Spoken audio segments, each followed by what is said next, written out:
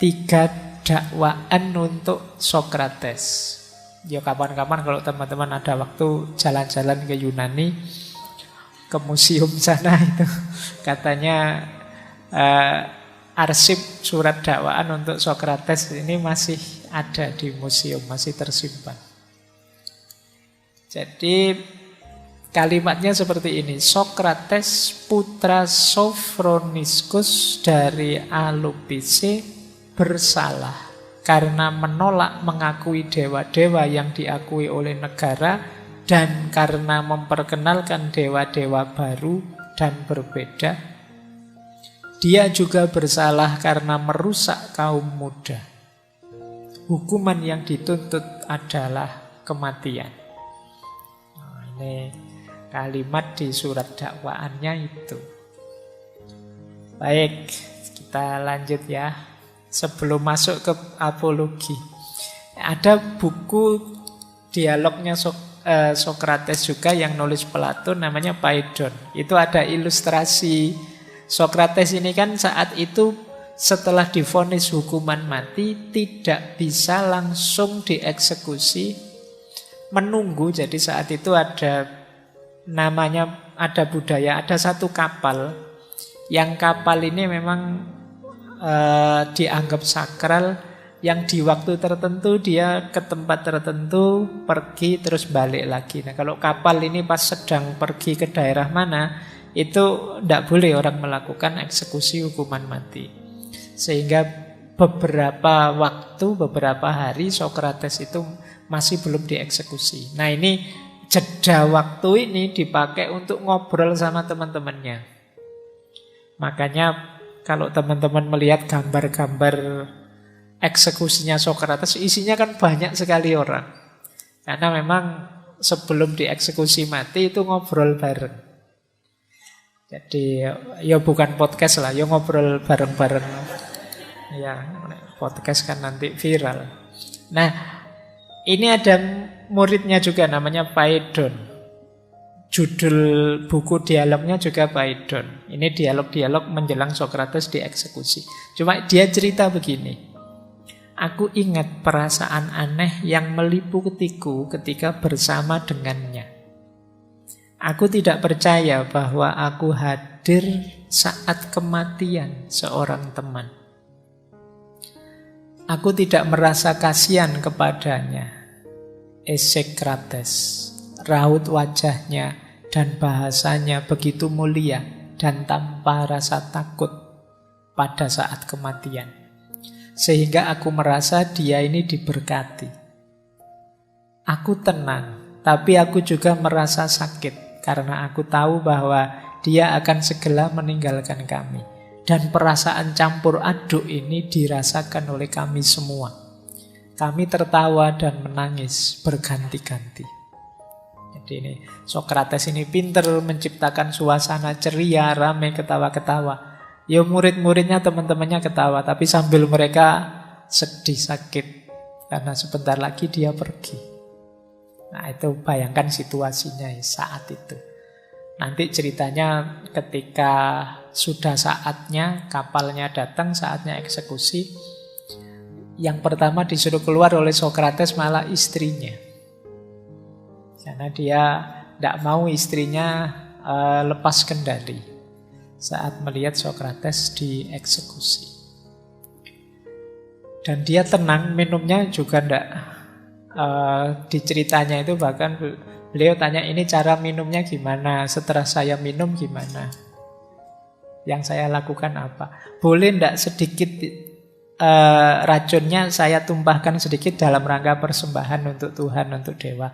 Kata Algojonya tidak boleh, harus ditenggak habis. Nanti setelah minum jalan-jalan sebentar lah kamu, kalau agak terasa pusing ya sudah berbaring saja. Jadi itu kayak orang minum obat biasa itu, padahal pada akhirnya ya beliau meninggal.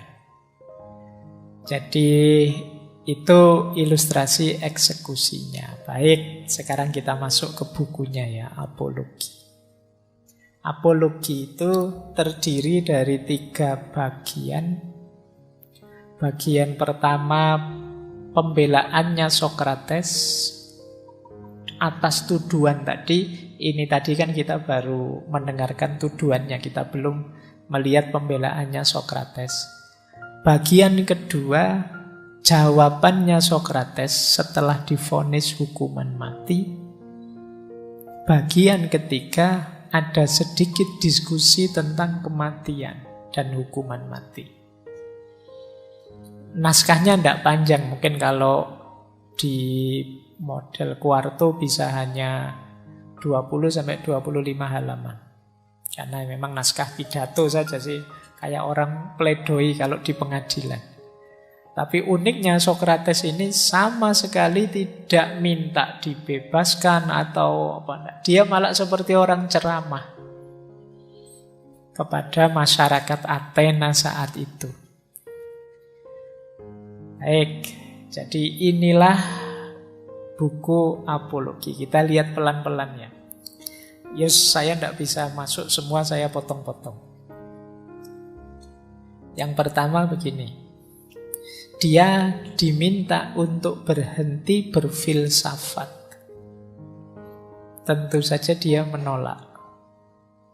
Karena filsafat itu penting. Di bagian ini dia mengkritik orang-orang yang menuduhnya dan ingin mengeksekusinya. Dia mengkritik begini. Kalian itu selama ini hanya serius mencari kekayaan.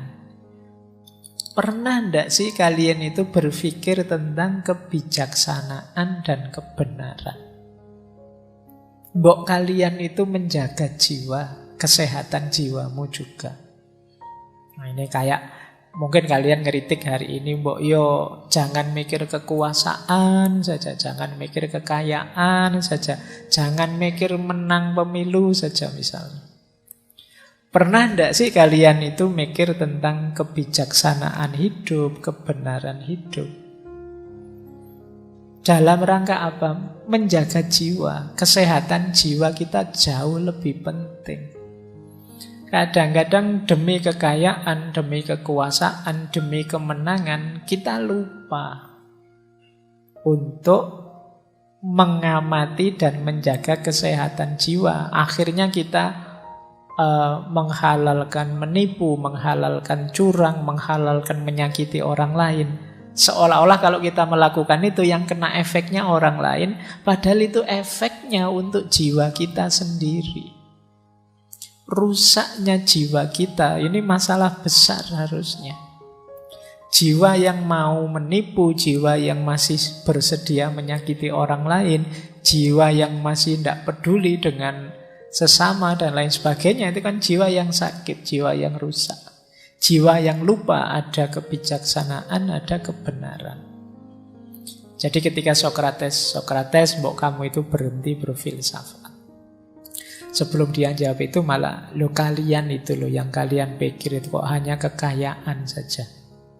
Mbok ya sekali-sekali mikir kebijaksanaan, kayak kebenaran, kayak mbok ya belajar apalah kearifan hidup, apalah sedikit-sedikit. Jangan hanya mikir itu saja. Itu sarannya Sokrates itu. Terus dia bilang begini, tidak ada yang lebih besar yang terjadi di kota ini lebih besar daripada pelayanan saya kepada Tuhan. Jadi dia menyebut apa yang dia lakukan itu, termasuk dia menggugah pikirannya anak-anak muda, itu bagian dari dia melayani Tuhan. Inilah yang diinginkan oleh Tuhan. Tuhan itu menginginkan manusia itu memegangi kebijaksanaan, kebenaran. Ketika semua orang hanya fokus pada kesenangannya, kekayaannya, kejayaannya masing-masing, saya sibuk membawa mereka ke jalur kebijaksanaan dan kebenaran. Maka bahasanya Sokrates, tidak ada kebaikan yang lebih besar di kota ini selain apa yang saya lakukan. Semuanya yang lain dengan pamrihnya masing-masing. Dan aku tidak pamrih apa-apa, kata Sokrates. Wong ya tidak ada yang bayar aku, tidak ada yang nyuruh aku tetap miskin. Jadi bagi Sokrates, ya ini kebaikan. Yang lain itu palsu semua. Nah, terus yang ketiga ini jawabannya terhadap kritiknya dia merusak anak-anak muda. Kata Sokrates, aku itu mengabdikan diriku dengan bertanya. Kemarin kan metodenya dia bertanya sampai orang bisa ketemu kebenarannya sendiri. Ya tentu saja ada yang sukses, ada yang tidak. Apakah merupakan salahku, kata Sokrates, kalau beberapa di antaranya tidak berjalan dengan baik? Mungkin ada teman-teman dialognya, anak-anak muda yang dialog dengan Sokrates, kemudian terprovokasi melakukan hal-hal yang keras, yang menyusahkan orang, dan lain sebagainya. Tapi kata Sokrates, yo, apakah itu terus jadi tanggung jawabku? Wajar saja ada yang sukses, ada yang gagal. Tapi yang saya lakukan ini kan sesuatu yang baik. Sama-sama sekolah, yo nanti ada alumninya yang jadi guru, ada yang alumninya yang jualan. Mungkin saja ada alumninya yang jadi orang jahat. Tapi kan bukan berarti sekolahannya salah. Nah, dia membela diri. Kok aku dianggap ngerusak anak muda? Seandainya dianggap ada anak muda yang rusak, itu apa terus salahku?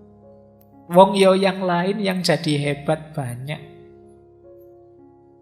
Kalau ada 1-2 yang gagal, bukankah itu sesuatu yang tidak bisa dianggap aku yang salah? Toh yang aku lakukan, kata Sokrates, aku kan hanya tanya.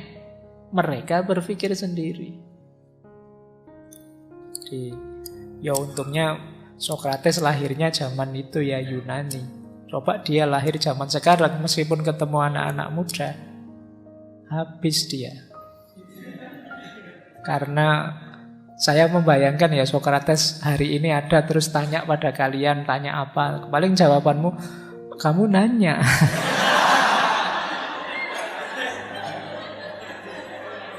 Iya wis, ndak jadi filsafat kalau hari ini ya. Nanti Sokrates pulang lagi itu wis ditanya malah kamu nanya. Ya untungnya dia lahir zaman itu sehingga muncul tokoh-tokoh besar zaman itu, Plato dan kawan-kawan. Kalau dia lahir zaman ini, selesai dia, tidak sukses dakwahnya. Oke, baik. Kita lanjutkan ya. Ini kalimatnya menarik. Tuan-tuan semua, aku adalah pelayanmu yang berterima kasih dan berbakti. Jadi setelah dia disuruh, "Mbok, kamu berhenti, tidak usah berfilsafat lagi, merusak orang." Jadi ya, aku terima kasih pada kalian, aku juga berbakti, tapi aku berhutang ketaatan yang lebih besar kepada Tuhan daripada kepada kalian. Dan selama aku masih bernafas dan memiliki kemampuan, aku tidak akan pernah berhenti mempraktekkan filsafat. Jadi saranmu baik mungkin menyuruh saya berhenti filsafat, tapi aku ini oleh Tuhan diberi kemampuan berfilsafat, diberi amanat memberi manfaat dari kemampuan ini. Aku harus lebih taat pada Tuhan daripada pada kalian. Maka aku tidak akan pernah berhenti berfilsafat selama masih bernafas dan selama masih mampu. Ini kalimat yang menegaskan keteguhannya Sokrates terhadap kebenaran yang dia lakukan. Kalau untuk kebenaran ini dia sama sekali tidak mau nego. Jadi ini kekuatannya Sokrates justru di sini. Karena kalau dia mau nego misalnya, nanti orang-orang selanjutnya akan menganggap yang disampaikan Sokrates itu hanya omong kosong saja.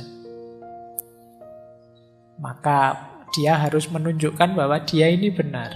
Biar semua yang disampaikan sebelumnya tidak dianggap orang salah dan omong kosong. Buktinya bisa dinego.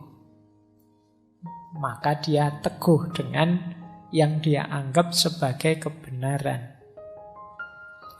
Nah, kita lanjutkan lagi. setelah dia dituntut hukuman mati, dia juga mengomentari antara lain seperti ini. Aku tidak dendam. Aku dianggap salah karena tidak peduli hal-hal yang sama dengan yang dipedulikan banyak orang, yaitu uang, jabatan politik, dan lain-lain. Jadi begitu dia divonis mati, dia bilang, enggak, saya enggak marah, saya enggak dendam. Saya tahu saya dianggap salah, dan saya tahu saya dianggap salah ini karena aku enggak seperti orang lain. Kalau yang lain ya fokusnya uang, jabatan, pangkat, kedudukan, saya kan tidak. Ini mirip puisinya atau seratnya Ronggo Warsito itu loh, Amenangi Jaman Edan, kalau ndak ikut edan ndak kebagian, tapi kalau ikut edan ya mosok aku melu edan. Nah, itu kan Ronggo Warsito kan menyebut itu zaman itu zaman edan. Tapi ya setiap tokoh besar menurut saya ya hidup di zaman edannya masing-masing. Jangan-jangan manusia ini memang ndak pernah waras.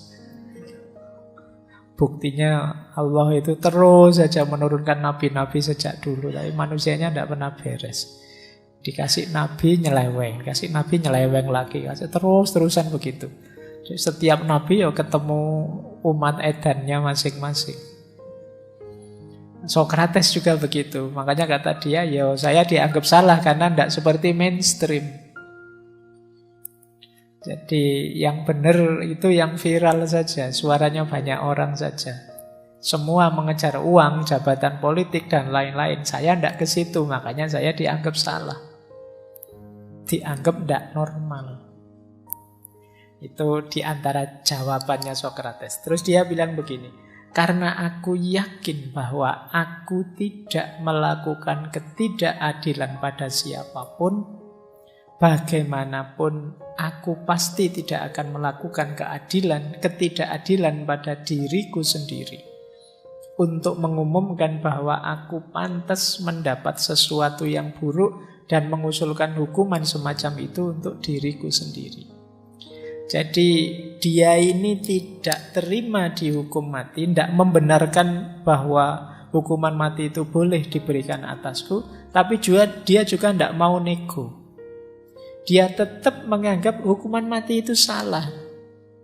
Bahkan nanti ada kalimat yang katanya membuat orang tambah mantep memvonis hukuman mati yang tidak suka sama Sokrates. Dia bilang, justru saya itu ya harus diberi banyak hadiah. Orang-orang harus memberi saya tempat yang indah, yang luas, yang itu kalimat-kalimatnya ada itu. Harusnya negara ini memberi banyak pada saya. Negara banyak utang pada saya dengan yang saya lakukan selama ini. Wong aku tidak pernah digaji juga. Jadi saya merasa benar. Harusnya aku diberi imbalan, bukan dihukum mati. Nanti ada opsi gimana kalau diasingkan saja, kata Sokrates. Ya karena pertama dia nganggap tetap dia tidak boleh dihukum. Wong itu bukan sesuatu yang salah yang dia lakukan. Diasingkan pun dia merasa bahwa saya yakin saya diasingkan kemanapun orang tidak akan menerima, masyarakatnya tidak akan menerima. Zaman itu kan sudah merata keedanannya tadi. Jadi orang tidak akan suka dengan aku. Terus kata Sokrates, ya lagi pula saya sudah 70 tahun usianya. Jadi nunggu apa lagi sih? Ya semoga saja kalau mau dieksekusi mati, meskipun saya anggap salah. Tapi ya saya tidak akan nego dengan kebenaranku. Nah, di situ nanti ada kalimat yang bolak-balik kemarin kita singgung. An unexamined life is not worth living. Hidup yang tidak diuji adalah hidup yang tidak berharga. Hidupku mengalami ujian seberat ini berarti betapa berharganya hidupku. Betapa luar biasanya hidupku dengan ujian seberat ini. Nah, ini menarik kalimat ini ya. Sudah bolak-balik kita kutip. Boleh dijadikan kutipan favorit. Kalau teman-teman sedang stres, sedih, banyak masalah, Anggap saja itu ujian. Dan hidup yang tidak diuji memang hidup yang tidak berharga. Kalau ada temanmu curhat, aduh masalahku banyak sekali, berarti hidupmu sangat berharga. Jadi dibandingkan yang lain yang hidupnya santai-santai saja, kamu ujianmu banyak. Berarti ya kemungkinan kamu naik kelas sebentar lagi, nilaimu kalau lulus nilaimu tinggi. Kalau yang tidak ada ujiannya itu kan kemungkinan ya absenmu kurang lengkap, atau kamu tidak ngerjain tugas yang harus dilakukan tidak kamu lakukan. Akhirnya tidak ada ujiannya, kamu tidak naik kelas.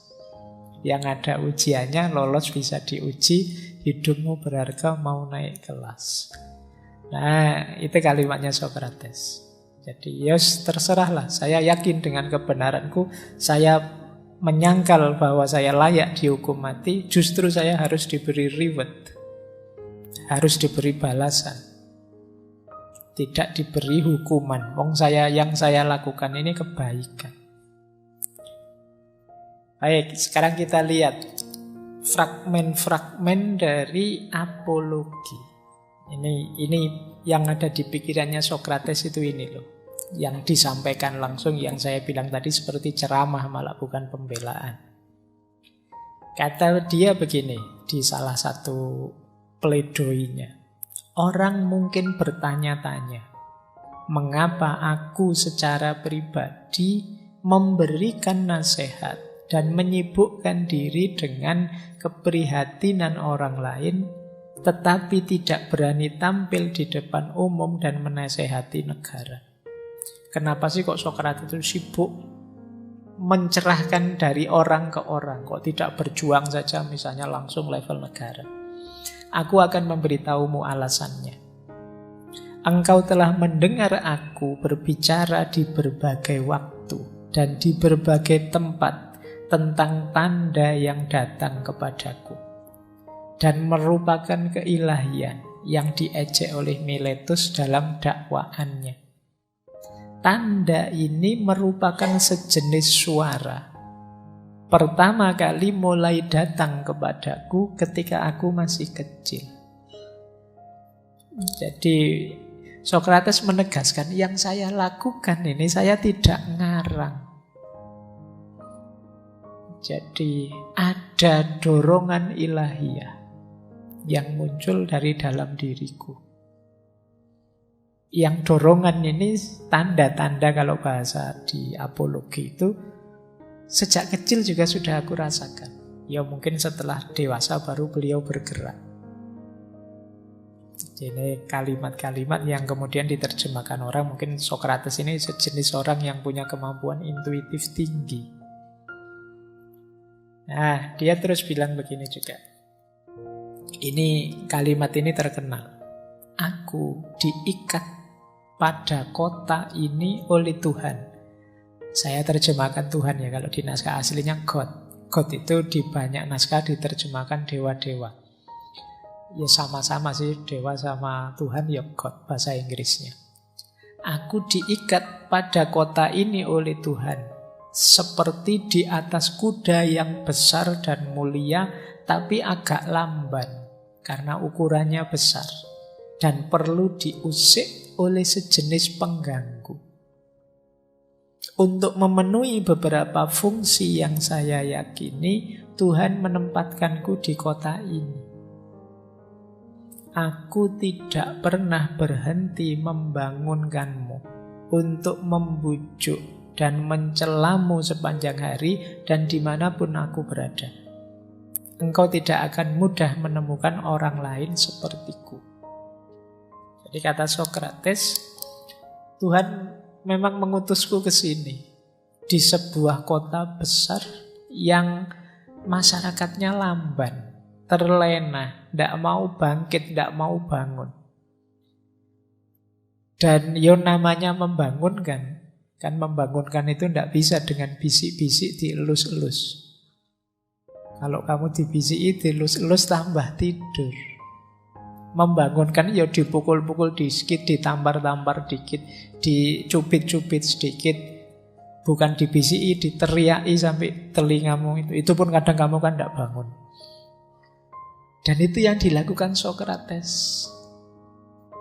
Kegiatannya sehari-hari itu. Makanya ya memang menggelisahkan, menyakitkan. Mungkin banyak orang tersinggung. Sama seperti kalian kalau dibangunkan itu kan, dijewer, ditampar, digoyang-goyang di itu kan. Kadang kalian marah atau kalau lagi asik-asiknya tidur dibangunin itu kan mesti marah. Masyarakat juga begitu. Ketika dia terlena oleh kondisi, oleh status quo, ketika digoncang sedikit, disakiti sedikit dalam tanda petik, dia akan marah. Yang dimarahi siapa? Yang membangunkan. Padahal tadi sudah pesen loh, nanti subuh saya bangunin ya, saya ada tugas. Dibangunin beneran ngamuk-ngamuk. Nah, kan seperti itu manusia itu. Dan Sokrates rela begitu, rela dimarahi, rela dibenci. Karena dia merasa ini perintahnya Tuhan yang aku rasakan dalam diriku. Jadi kalau mungkin bahasa lainnya, kalau mikir aku sendiri, ngapain aku capek-capek, repot-repot begitu. Aku punya istri, punya anak, nyaman. Pensiunan perang mungkin ada tunjangan khusus dari negara. Tapi dia milih itu karena suara hatinya. Yang dia anggap ini dari Tuhan. Nah ini argumennya dia. Jadi kalau ditanya, ngapain sih kok capek-capek begitu, bikin ndak enak orang, bikin tersinggung orang, bikin repot orang. Karena ini perintahnya Tuhan dan memang ini kota ini sudah macet, mandek, lamban. Kalau ndak sedikit-sedikit disakiti, ndak bangun dia, ndak bangkit dia. Kadang-kadang disakiti saja ya masih santai-santai. Nah ini kalimatnya Sokrates. Terus, aku berkeliling dunia, mematuhi Tuhan, dan mencari serta menyelidiki kebijaksanaan siapapun. Apakah warga negara atau orang asing yang tampaknya bijak. Dan jika dia tidak bijaksana, maka dalam pembenaran aku tunjukkan kepadanya bahwa dia tidak bijaksana. Dan pekerjaanku benar-benar menelanku, sehingga aku tidak punya waktu untuk kepentingan publik apapun, bahkan untuk kepentinganku sendiri. Aku benar-benar miskin karena pengabdianku kepada Tuhan ini. Nah ini bagian dari pledoinya dia. Dari aku itu kemana-mana tiap hari. Untuk apa? Menyelidiki kebijaksanaan apapun. Apakah orang lokal atau orang asing. Ini menarik gaya dakwahnya Sokrates ini. Jadi dia ini yang diserang apa? Yang ingin dia ubah apa? Mindset. Cara berpikir. Karena kuncinya orang manusia itu di situ. Maka dia menguji setiap pikiran yang dia temui. Kenapa sih orang itu tidak bangkit-bangkit? Kenapa orang itu terlena? Kenapa orang itu seperti ini atau seperti itu? Dasarnya pasti pikirannya. Definisimu tentang bahagia apa? Definisimu tentang sukses apa? Definisimu tentang hidup nyaman apa? Ini kan nanti mempengaruhi caramu hidup. Itulah yang diserang dulu oleh Sokrates. Bagi Sokrates, banyak orang salah konsep. Keliru mendefinisikan kebaikan itu apa, kebahagiaan itu apa, kebenaran itu apa. Itu yang dia serang. Makanya isinya banyak dialog-dialog. Tapi baiknya Sokrates, orang tidak dihakimi, tidak kok, wah pikiranmu keliru, kafir kamu itu kalau begitu. Tidak begitu. Tapi dijak tanya jawab. Menurutmu kebahagiaan itu apa sih? Nanti kalau orang yang jawab, oh kalau seperti itu bahagia berarti ini juga bahagia. Kalau seperti cirimu tadi kamu bilang bahagia, berarti saya ini yang kayak gini tidak bahagia dong. Kalau ukurannya terpenuhi kebutuhan, ya orang kaya mestinya bahagia semua dan seterusnya. Ini caranya Sokrates. Sehingga alternatifnya dua, orang tercerahkan atau orang tersinggung. Kenapa orang tersinggung? Orang itu kan kalau dibuktikan bahwa dia salah, itu kan seringkali juga malah marah. Jadi, tapi Sokrates rela begitu. Bahkan dia sampai melupakan tanggung jawabnya terhadap dirinya sendiri. Dia sampai bilang, aku ini sampai miskin sekali. Tapi tidak apa-apa, menjalankan amanatnya Tuhan.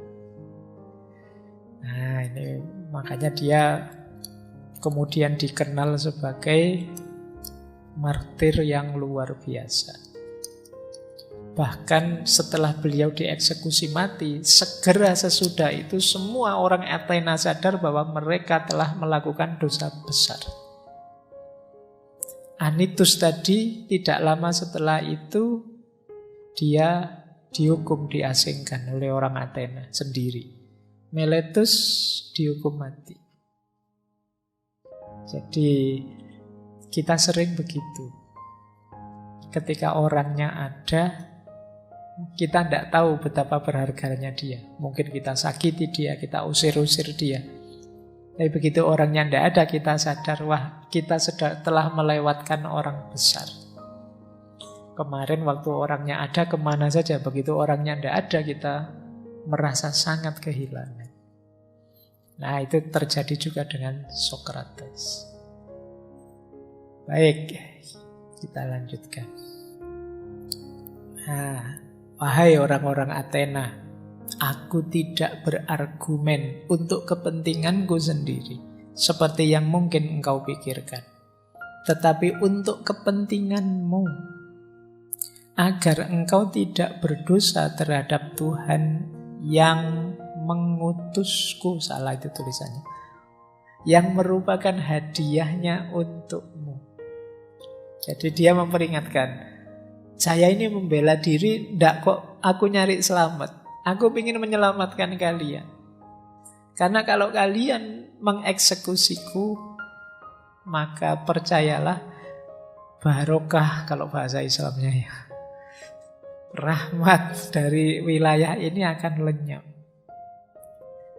Kamu kehilangan anugerah besar dari Tuhan pada kalian, yaitu aku. Sudah diingatkan oleh Sokrates.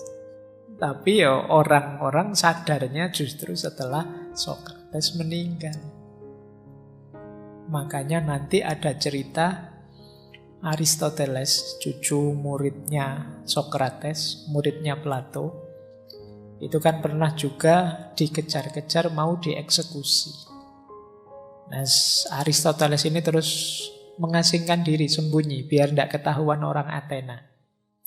Terus ada orang tanya pada Aristoteles, wahai Aristoteles, kamu kok tidak kayak kakek gurumu, gentle, gagah perkasa menghadapi eksekusi. Kata Aristoteles, aku tidak akan membiarkan orang Athena berdosa 2 kali. Jadi dulu mereka sudah berdosa dan menyesal bunuh Mbah Sokrates, sekarang tak aku biarkan mereka melakukan dosa 2 kali. Nah, itu kita sering begitu. Jadi kita sering sadar betapa hebatnya orang ini, betapa mulianya, luar biasa orang ini, justru setelah orangnya tidak ada. Kemarin waktu beliau ada, kita maki-maki, kita kritiki, kita sisihkan, kita pinggir-pinggirkan. Baru setelah beliau tidak ada, kita sadari. Dan sejarah banyak mencatat peristiwa seperti itu. Dulu pernah kita bahas martir-martir besar dalam sejarah. Selain Sokrates ada Yesus, ada siapa? Al-Hallaj, ada banyak tokoh-tokoh yang dieksekusi di akhir hidupnya oleh masyarakatnya sendiri, yang kemudian eksekusi itu disesali. Sudah diperingatkan oleh Sokrates.